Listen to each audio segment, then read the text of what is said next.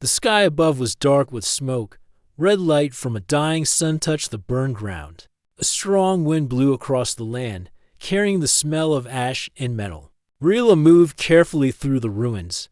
She wore armor that made no sound as she walked.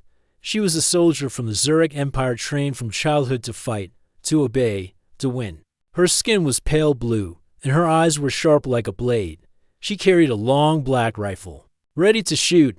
They said the humans were clever, but weak. They were new to space. They had no empire, no real army, yet somehow they kept standing. Even when their cities fell, they fought back. Even when they lost, they didn't run. Rila did not understand it. She didn't like it. She moved past the broken wall of a human outpost. One of her scouts had reported a lone human nearby. The rest of his group was gone, killed or taken. He should be running, hiding, afraid. Instead, she found him standing in the open, next to a broken transport. Shipped out, he was not tall. His clothes were torn and dirty. His face was calm. His hands were empty. He looked at her like she was a stranger passing on a quiet road. Rila raised her weapon. "You are the last one," she said. "Why aren't you running, human?" The man looked at her. His eyes were not angry, not sad, just calm. "I don't run," he said. "Not from you." Rila frowned. "You are outnumbered. You are alone. You are not armed." "I know," he said. She took a step closer. Her soldiers moved behind her, watching. One whispered, "He's crazy." Rila ignored them. She kept her eyes on the human. "You should be afraid." "Why?" he asked. "Because I could kill you," she said. "You could," he said. "But fear doesn't help me, and I don't think you will." Rila blinked. "Why not?" "Because if you wanted me dead," he said, "you would have done it already." The wind blew harder. A small cloud of dust passed between them. Rila did not lower her weapon, but her grip changed, lighter, unsure. "What is your name?" she asked. "Tom." "Why are you here?" "I stayed behind," he said. "My team needed time to escape. I gave it to them." "That's foolish," she said. "Maybe," Tom said, "but they're alive. That matters more." Rila stood silent, behind her. One of her soldiers whispered again, "He's wasting time. Let's end it." Still, Rila didn't move. There was something strange about this human. He wasn't like the others.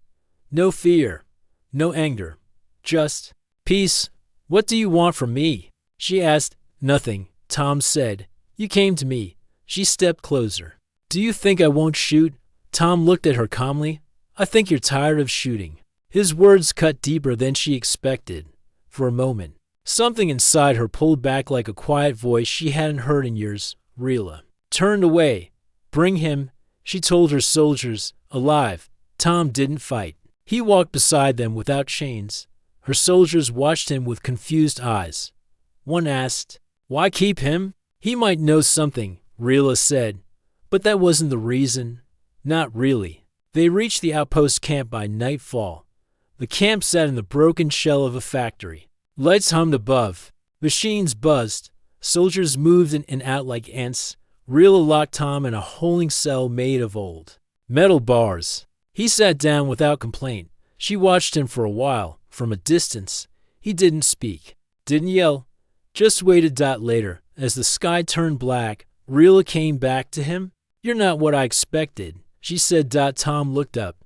"And what did you expect?" "A man begging for his life," she said, "or trying to escape." "I told you," he said. "I'm not afraid. You should be." Tom smiled gently. "Fear doesn't stop bullets. It only makes your hands shake." Rila crossed her arms. "You speak like a soldier." "I'm not," Tom said. "Not really. Just someone who protects others." Rila leaned against the wall. "Why protect? People who might die anyway, because someone has to try," he said. She looked at him for a long time. Her world had no space for mercy, no time for kindness. She had spent years doing what she was told, fighting because that was all she knew. Yet this man, sitting behind old bars, made her think of something else. "You confuse me." "Human," she said. "I get that a lot." That night, Rila didn't sleep well. She kept hearing his voice in her mind. calm, steady, kind. She dreamed of a time before the war, of quiet places, of soft voices, of peace. In the morning, orders came. The base was to move. The humans were regrouping nearby. The Zurich army would strike again, strong, fast, final. Rilla stared at the map, but her thoughts were not on tactics. They were on one question, simple but loud. Why didn't he run? And why did that matter to her so much? The sky was still dark when Rilla left her tent. Cold wind touched her face. She walked toward the holding cell where the human was kept. Her steps were slow. Her thoughts were heavier than her boots.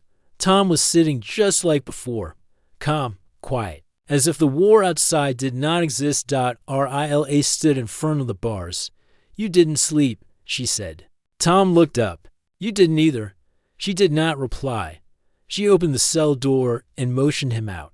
Two soldiers watched closely, but she raised her hand. He's not running. Don't worry. Tom walked beside her through the camp. Aliens of all ranks stared. Some whispered. A few laughed quietly. One young guard frowned and shook his head. Why are you doing this? Tom asked. I want answers, Rilla said. To what? She didn't reply. They kept walking. Rilla led him to a small room inside an old control tower. No one followed. No one listened. The room was quiet and cold. A broken table stood in the center. Sit, she said. Tom sat down. Rilla stayed standing. Her eyes did not leave him. I've fought humans before, she said. Most scream. Most beg. You don't. I want to know why. Tom looked at her with soft eyes. Do you really want to know? Or are you just curious? Rilla didn't like the question, but she didn't walk away either. I want the truth, she said. Tom nodded. All right, I'll tell you. He leaned forward a little. When Earth was attacked the first time, our cities burned. We had no warning. Your empire didn't ask. It just came and took. Rilla didn't argue. That part was true. But we learned, Tom continued, not just how to fight, but how to stay human. We didn't let fear turn us into something else. We helped each other. We protected those who couldn't fight. We stood up again. Even when everything was broken, Rilla crossed her arms. Why? If you knew you would lose. Because losing doesn't mean giving up, Tom said. Sometimes. Standing matters more than winning. Rilla was quiet. His words touched something in her part she didn't speak about. She had joined the army when she was young. Her teachers told her humans were simple and weak, that they would fall quickly. But they didn't. You helped a child yesterday. Rilla said. Tom nodded. He was crying, bleeding. He needed someone. He was one of ours. Yes. Why? Tom smiled softly. Because pain is pain. It doesn't matter what color your skin is, or where you come from. Rilla felt something sharp in her chest. Guilt, confusion, maybe even respect.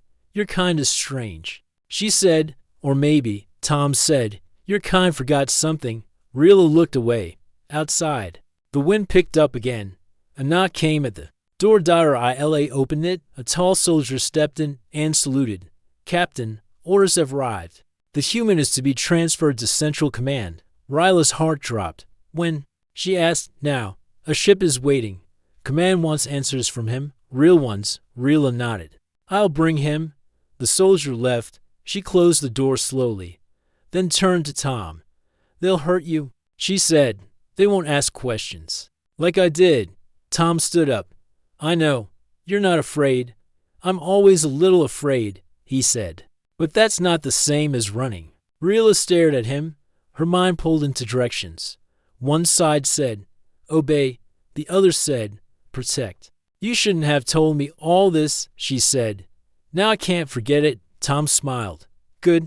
Rilla paced the room. Her hands were tight. She felt like she was standing at the edge of something deep. If I don't send you, she said, they'll know. I'll be punished. Tom nodded. I understand. If I do send you, she said, you might not come back. I know. She looked at him again. His face was calm, just like when they first met. Rilla opened the door. Come with me. They walked back through the camp. Soldiers looked again. Some moved away. Others just stared at the landing pad. A black transport ship waited. Two guards stood at the base of the ramp. Rilla stopped. Her hand touched her weapon, then dropped. She turned to Tom. Last chance. Do you want to run? Tom looked at her. Do you want me to? Rilla did not answer. One of the guards shouted, Bring the prisoner forward. Tom stepped ahead. Rilla followed. Then, without thinking, she spoke. Wait. The guards turned. I'm changing the transfer, she said. Command didn't give the proper seal. It's not valid. The guards frowned. What? I said. It's not valid, Rilla said again. The guards stepped forward. Tom stood still. Rilla reached for her weapon slowly. Her heart was beating fast. I will not repeat myself. One of the guards raised his hand to his comm. Rilla didn't wait. She moved fast, striking the guard's arm, pushing him back. The other tried to draw a weapon, but Tom knocked it aside. In seconds, both guards were on the ground. One moaned. The other stayed quiet. Rilla looked around. No alarms. Not yet. She turned to Tom. Come. Now. They ran into the shadows of the camp, moving between old metal and broken walls. Rilla knew the paths. She knew how to hide. Behind them, sirens started. We don't have much time, she said. The mountains are north. We can lose them there. Tom nodded. Let's go. As they disappeared into the dark, Rilla's heart felt heavy, but not with fear, with something else. Something strange. She had crossed a line. She had protected the enemy. But somehow, for the first time in her life, it felt right. The forest near the mountains was cold and quiet.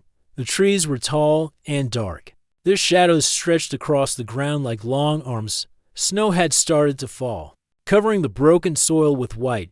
The wind howled through the leaves. Rilla and Tom moved carefully through the trees. Rilla's boots made soft sounds in the snow. Tom's steps were lighter, but he was tired. His breath came slow and heavy. Still, he didn't complain. They had been walking for hours.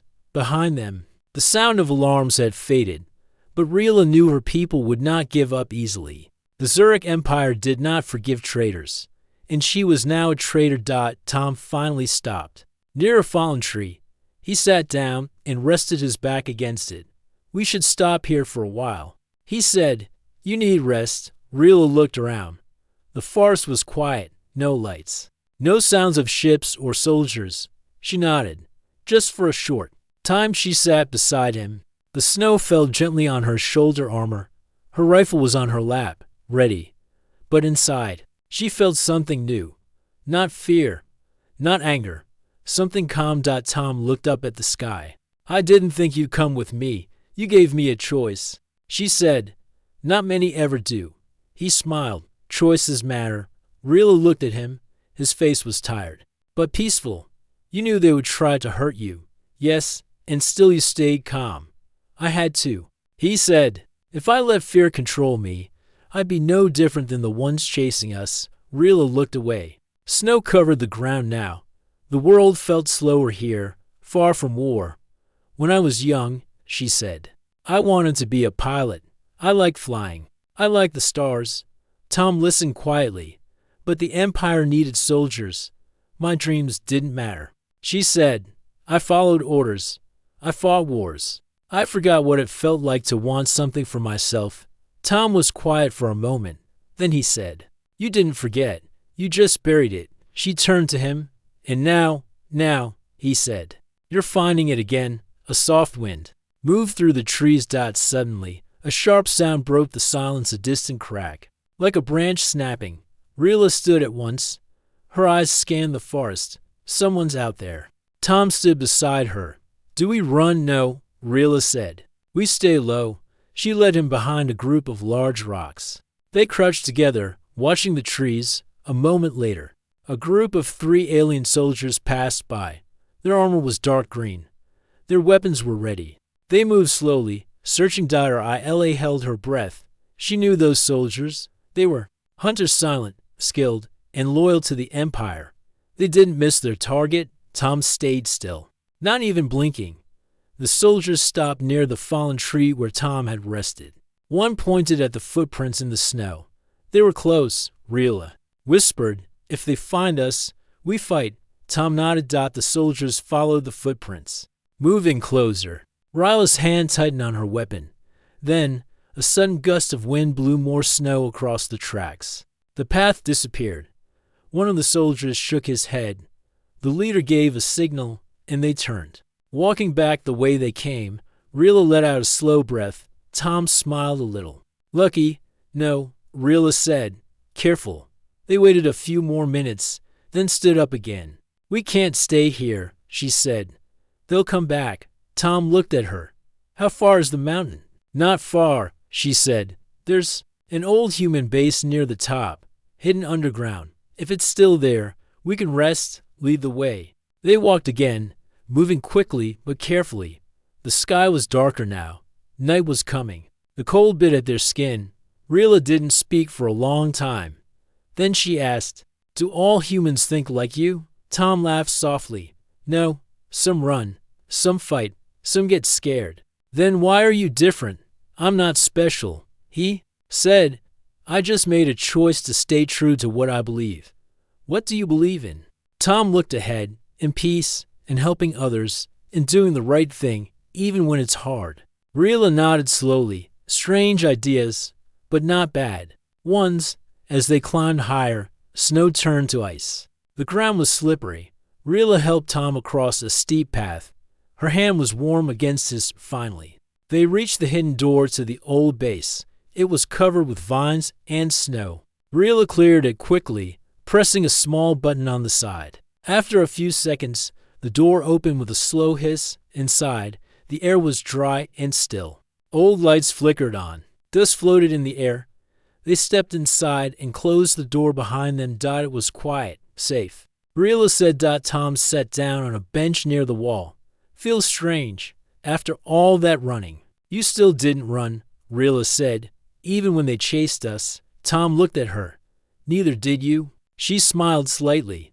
Maybe I'm learning from you. They rested in silence for a while. Then Rila looked at him and said, I don't know what happens next. Tom leaned back. No one ever really does. But if I go back, I'll be punished. Tom nodded. And if you stay with me, you become the enemy. Yes. He looked into her eyes. So, what will you choose? Rila didn't answer right away. She looked around the room. At the cracks in the walls. At the lights above. At the strange, peaceful silence. Then she looked back at Tom. I don't know yet, she said. But for now, I choose to stay. Tom smiled.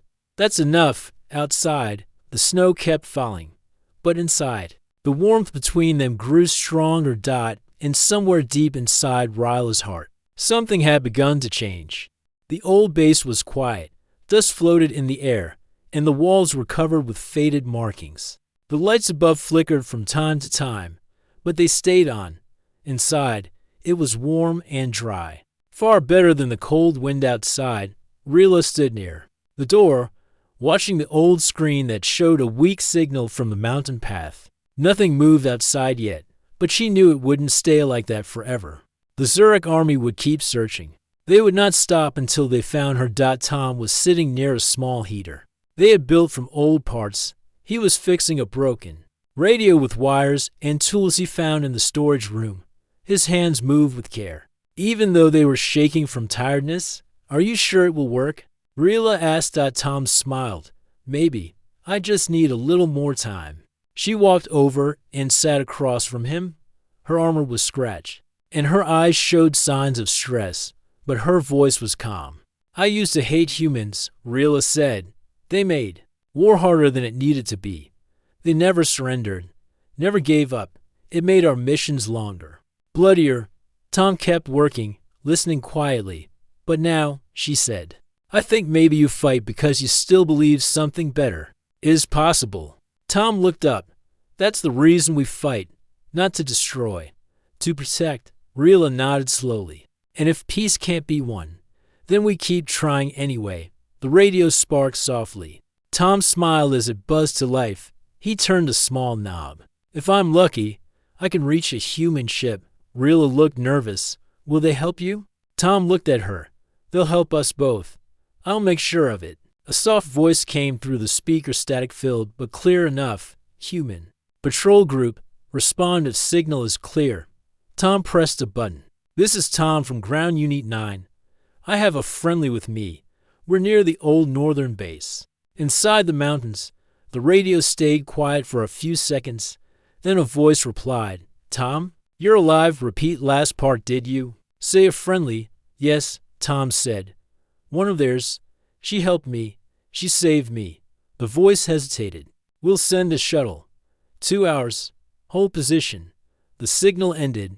Tom looked at Rila. We have a way out, but Ryla's face didn't show joy. She looked down. They might not trust me, she said. They might see me as a spy. I'll talk to them, Tom said. They'll listen. And your people? She asked. Will they forgive someone who fought against them? Tom didn't speak for a moment. Then he said, not everyone will, but the ones who matter will. Rila stood and walked to the far side of the room. She leaned against the wall. I was trained to fight, not to trust. You trusted me. Yes, she said. And it still feels strange. Tom walked up beside her. Sometimes. Strange is the first step to something better. She didn't reply, but she didn't move away either. Outside, the snow was falling. Harder, the wind howled across the cliffs. They ate a small meal from old supplies and sat near the heater again. The base creaked with age. Somewhere deep in the pipes, water dripped slowly. Suddenly, the screen by the door flashed red. Rila stood. Up fast. Movement. One life form. Close. Tom checked the screen. Only one. Yes, alone. Rila grabbed her rifle and moved to the door. I'll check, she said. Tom stayed behind. Ready to help. She opened the door slowly. A young alien soldier stood just outside. He wore the same armor as Ryla's people, but his helmet was off. His face was pale and tired. He looked at her with wide eyes. Captain Rila? She raised her weapon slightly. Who are you? Private Henu, he said. I followed your tracks. I had to see if it was true. See what? That you ran away with a human. Tom stepped into the light behind her. Henu stared at him, eyes full of shock. Why are you here? Rila asked. I didn't come to fight. Henu said, I came because I saw what you did. What did I do? You stopped the transfer. You protected him. You fought our own. Rila lowered her rifle. So you came to report me? No, Henu said quickly. I came to ask why. She looked at him for a long moment. Then she said, because I saw something in him, something I hadn't seen in a long time. Kindness, strength, truth. Henu looked at Tom again. He doesn't look dangerous. He's not, Rila said. He's something better. Henu, step forward. Can I come in? I won't hurt anyone. I swear. Rila nodded. All right, come in, but keep your weapon down. They let him inside. Tom gave him a seat and some food. The young soldier ate slowly, his hands shaking. I was taught to follow orders, Henu said, but I don't know what's right anymore. You're not alone, Rila said. Tom added, sometimes it takes only one person to choose peace, and others start to follow. They sat in silence for a while, 3 people from 2 worlds, in an old room full of dust and hope. Then the radio crackled again. Landing in 5 minutes. Beacon locked. Rila stood and looked out the door. In the sky, far in the distance, a ship was approaching, lights blinking in the falling snow. Henu stood beside her. Are you going with them? Yes, Rila said. He looked nervous. What if they don't accept you? I'll deal with it, she said. But I'd rather face that than go back to a life I no longer believe in. Tom smiled. You're brave. Rila turned to him. So are you? The ship landed quietly near the base. Its doors opened slowly. Human soldiers stood ready, weapons lowered but alert. Tom stepped forward with his hands up. It's me, and she's with me. She's not the enemy. One of the human officers nodded and called out, We'll listen. Come aboard. Rila looked back one last time. Then she followed Tom into the ship, and the doors closed behind them, shutting out the cold wind and the war for now.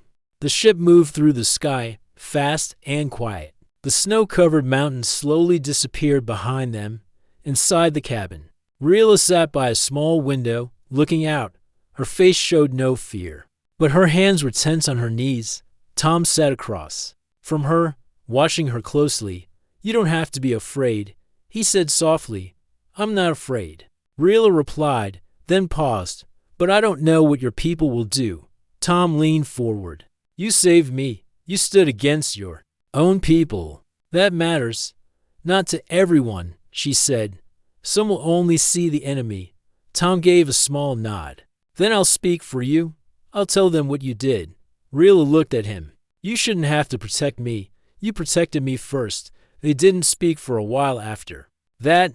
The ship moved through clouds, and the sky outside turned brighter as they flew toward the human base. After an hour, the pilot's voice came through the speaker.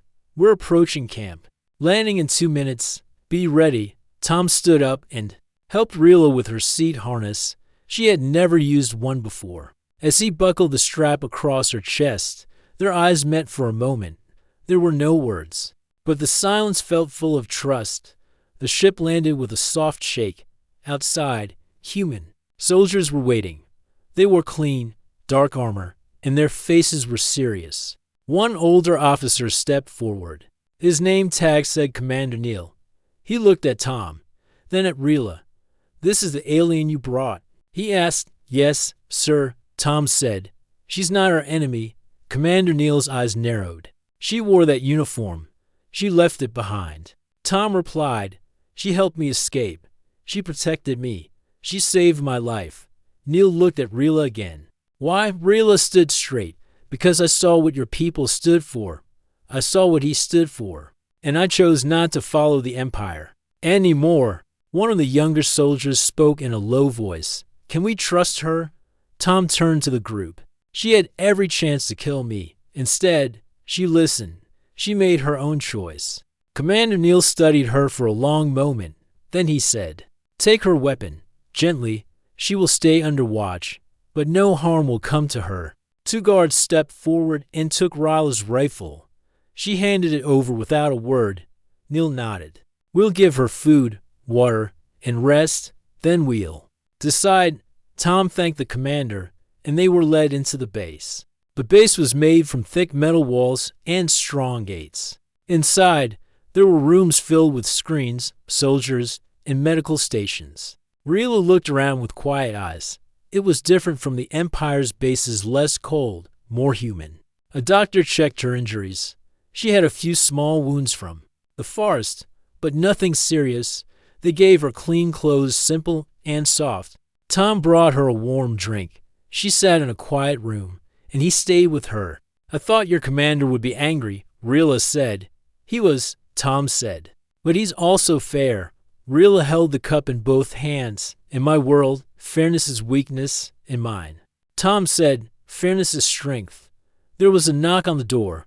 A female officer stepped inside. She introduced herself as Major Hannah. Her voice was calm, but firm. "I need to speak with Rilla alone," she said. Tom stood up. "She's not a prisoner." "No," Hannah said. "But she's a guest we don't know well." Rilla nodded. "It's all right, Tom." Tom left the room. Hannah sat across from Rilla and opened a small screen on her wrist. "I've read the reports. I want to hear your version." So Rilla told her everything, from the first time she met Tom in the ruins, to the moment she stopped the transfer, to the escape in the mountains. She told it all, without hiding anything. Hannah listened without interrupting. When Rilla finished, Hannah leaned back. "You broke the rules of your people. You ran from your army. You helped an enemy." "I didn't see an enemy," Rilla said. "I saw a human who didn't fear me, and I saw a better way." Hannah studied her. "Do you still believe in your empire?" "No," Rilla said. "Do you want to join us?" Rilla didn't answer right away. She looked at the floor, then back at Hannah. "I don't know who I am now," she said, "but I want to stand for something better." Hannah nodded. "That's enough for now." She stood and opened the door. "You'll stay here for safety, but you're not a prisoner." Tom was waiting outside. He smiled as Rilla stepped out. "Everything all right?" he asked. She listened. Rilla said, "Just like you did." Tom led her to a small, quiet area where they could see the open sky. The stars were coming out, one by one. I never really looked at the stars before, Rilla said. Me neither, Tom said. Not like this. They stood side by side. No weapons, no orders. Just two people who had chosen peace. And for the first time in her life, Rilla didn't feel like a soldier. She felt free. Morning came with a soft light over the human base. Rilla stood near the fence, watching the sun rise. The sky was clear. A gentle wind passed through the camp, carrying the fresh scent of trees and mountains. She wore clean clothes, now simple gray, without any sign of her old rank. Her armor and rifle were gone, but she didn't miss them. Behind her, the base was waking up. Soldiers moved between buildings. Voices called out orders. Machines rumbled to life, but none of it felt like the empire she once served. This place was alive not just with power, but with purpose. Tom walked up beside her, holding two cups of hot tea. You've been out here since dawn, he said, offering her one. Rilla took it and nodded. I couldn't sleep, Tom sipped from his cup. Thinking about home, no, she said. I'm thinking about what happens next. Tom looked at the sky. Same here. They stood in silence for a while. Then Rilla spoke. Your people are watching me, every move I make. I feel their eyes. They're afraid, Tom said. They've lost a lot. They're not sure if they can trust someone who once fought against them. I understand, she said. But it still hurts. Tom turned to her. What you did leaving everything behind, protecting me, that takes courage. Not everyone sees it now, but they will. Just then, a young soldier approached them. He looked nervous. Captain Rilla, sorry Rilla, he said. She gave a small smile. It's all right. The council wants to speak with you, he said. All of them? Tom looked at her. Are you ready? No, she said. But I'll go anyway. Inside the main command building, 7 human officers sat at a long table. They were leaders, men and women who had seen years of war. Their faces were serious, their uniforms sharp. Rilla stood before them. Tom sat nearby, but stayed silent. Commander Neil spoke first. You've been with us for 3 days. We've listened. We've read reports. But today, we want to ask you something directly. Rilla nodded. I'll answer as best I can. Why did you really help the human? Rilla looked at each face. Then she spoke slowly, clearly. Because he didn't fear me. He didn't fight me. He spoke to me with respect. He showed me a kind of strength I had never seen before. Not in weapons or orders, but in belief. He believed in peace, even when he was alone. The officers listened without speaking. I was raised to follow, she said, to obey. But in that moment, I chose to protect someone who stood for something better. A female officer leaned forward. Do you expect us to forget what you were? No, Rilla said. But I hope you can see who I am now. There was a long silence. Then Commander Neil asked, if you were given a chance to speak to both sides, your people and ours, what would you say? Rilla paused. I would say this war has gone too far. That we are not born enemies. That it's time someone stood between the two sides and said, enough. Tom smiled faintly as she spoke. Commander Neil leaned back. Thank you, Rilla. You may go. She nodded and left the room with Tom. Outside, she took a deep breath. Did I say the right things? You said the truth, Tom said. That's what matters. Later that day, Rilla stood by a transport ship with Tom. It was preparing for a quiet flight toward the border zone, an area where small groups sometimes met to talk without weapons. Tom turned to her. You don't have to go. It could be dangerous. I know, she said. But someone has to try. You think they'll listen? I don't know, Rilla said. But maybe if they see me standing with you, they'll think twice before pulling the trigger. Tom placed a hand on her shoulder. You're not alone in this. They stepped onto the ship. It rose into the sky and headed for the meeting place, a quiet valley surrounded by cliffs and trees. The meeting zone was empty at first. Rilla and Tom stood near the ship, waiting. Then, a small Zurak craft appeared in the sky. It landed slowly, and 3 alien officers stepped out. One of them was Commander Joro, a man Rilla had once served under. He walked toward her with cold eyes. Rilla, he said. You stand beside a human now? I stand beside peace, she replied. You broke every code, he said. You left your people. You aided the enemy. I made a choice, she said. I chose to believe in something better. Jor-El looked at Tom. And what does the human want? Tom stepped forward. An end to killing. A beginning of talks. Jor-El laughed once. Your kind always dreams. And your kind always destroys. Tom replied calmly. The words hung in the air. Then Rila stepped between them. We can keep fighting, she said, or we can try something different. Even if just for one day. Jor-El stared at her. You expect me to trust the people who burned our ships? No, Rila said. I expect you to think for yourself. There was silence again. Then Jor-El said, I will report this meeting, but I will not fire today. He turned and walked back to his ship.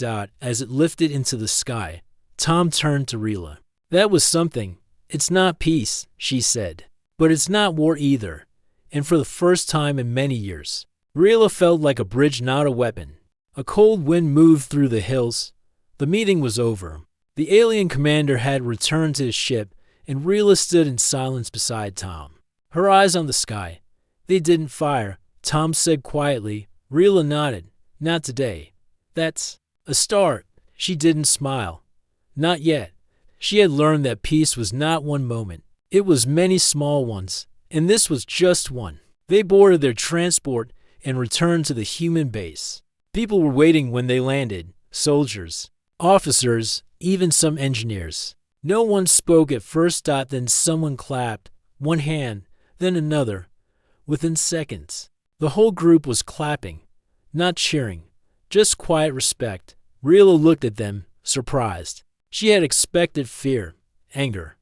But not this. Commander Neil stepped forward. You kept your word. You stood between two sides. That takes strength. Rila lowered her head slightly. Thank you. He nodded. The council will meet tomorrow. They want you there. Tom smiled. Looks like they're finally listening. Rila looked at the people around her. For the first time, she didn't feel like an outsider. She felt like she was part of something. That night, she sat outside the base. The stars were bright, and the sky was full of quiet. Tom brought her another cup of tea. You're getting good at this hero stuff, he joked. She gave a soft laugh. I don't feel like a hero. You don't need to feel it. You just need to be it. She looked up. Do you think your people can really stop the war? Tom sat beside her. Not alone. But maybe with someone like you standing beside us, maybe. Rila thought about that, about her people, about the humans, and about the long road ahead. Then we keep going, she said. The next day, the council room was full. Not just humans, some other species sat in the circle now. Small groups that had joined the humans in resistance. Rila walked in slowly. All eyes turned to her. Some still watched with doubt, but others, she could see, looked with hope. Commander Neil stood and raised a hand. We are here to make a decision, he said. Not just about Rila, but about the future. The Zurich Empire will soon hear what happened in the valley. There's a chance they will send more ships, or maybe, just maybe, they will send words instead. A quiet voice spoke from the side. Do we trust them? No, Neil said. But maybe we trust someone who once stood among them and chose something different. All heads turned to Rila. She took a step forward. I was trained to fight, she said, to follow orders, to never ask why. But when I met Tom, I asked why for the first time. Why do humans not run? Why do they stand in front of death and speak of hope? She looked around the room. Now I understand.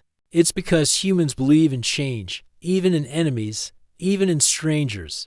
Someone stood. An older man, with a scar on his face. My son died fighting the Empire, he said. But if he were here, he'd say what you did takes more courage than any weapon.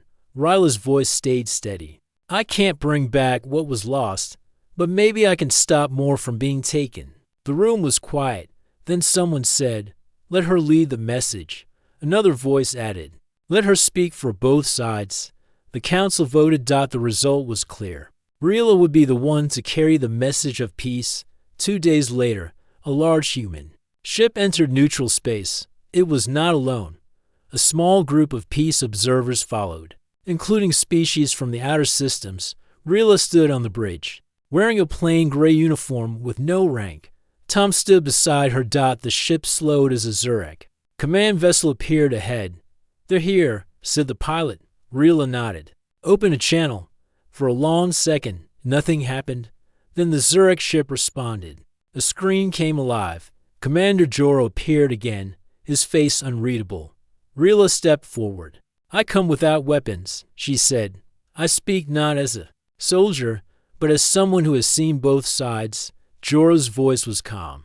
"Your words have caused confusion in the Empire. Maybe confusion is needed," Rila said. "It leads to questions, and questions lead to truth." Joro paused. "And what truth do you offer? That we don't have to be enemies?" There was a long silence. Then Joro said, "The High Council will allow one ship to enter. You may speak, but if your words fail, we will not forgive a second time." "I understand," Rila said. The screen went dark. She turned to Tom. "This is it?" Tom gave a small smile. "You've come far from that forest." She smiled too. "So have you?" The Zurich capital was a world of towers and cold beauty. Rila walked through its great halls, watched by thousands. In the heart of the city, she stood before the High Council, 12 leaders who held the future in their hands. She spoke of her journey, of Tom, of the humans who chose peace when they could have chosen revenge. She spoke of the valley, of the choice not to fire. She ended with a simple line: "We were made for more than war." For a long time, the council said nothing. Then the head speaker asked, "And if peace fails?" "Then we try again," Rila said. "Because the cost of war is always too high." The room remained still. Then, slowly, the head speaker stood. "We will listen." Weeks passed. Talks began. There were problems, arguments, old wounds reopened. But through it all, Rila stayed. She stood in every meeting, between every voice, not as a warrior but as a bridge. And little by little, the fires of war cooled. One day, as the sun rose over both Earth and the Zurich homeworld, a message went out across the galaxy. For the first time in years, there is no battle today. Rila stood by the window of a human ship, watching the stars. Tom walked up behind her. "You did it." "No," she said. "We did it." He nodded. "But it started with a question." Rila smiled. "Yes? Why aren't you running? Human. And now?" Tom asked. She looked out into the light. "Now we run towards something better."